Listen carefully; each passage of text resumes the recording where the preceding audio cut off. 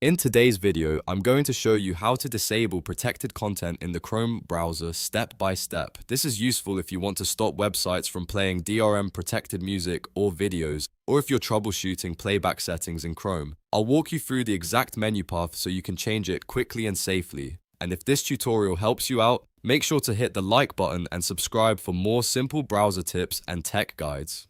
Alright, let's jump in.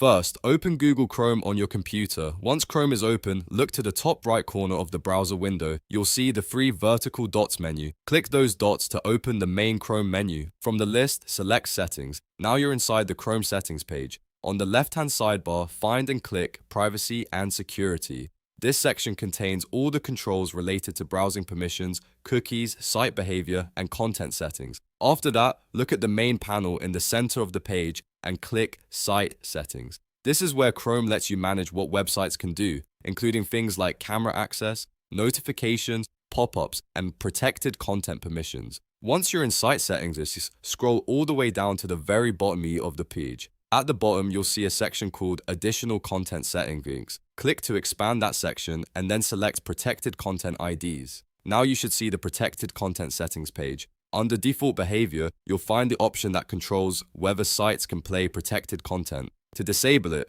change the setting to Don't allow sites to play protected content. This blocks DRM music and videos from playing in Chrome. After you select that option, the change should take effect right away. In some cases, you may want to refresh the page or restart Chrome to make sure the new setting is fully applied. And that's it. You've now disabled protected content in Google Chrome browser. If this video was helpful, please give it a like, subscribe to the channel, and turn on notifications so you don't miss the next easy tutorial. Thanks for watching, and I'll see you in the next one.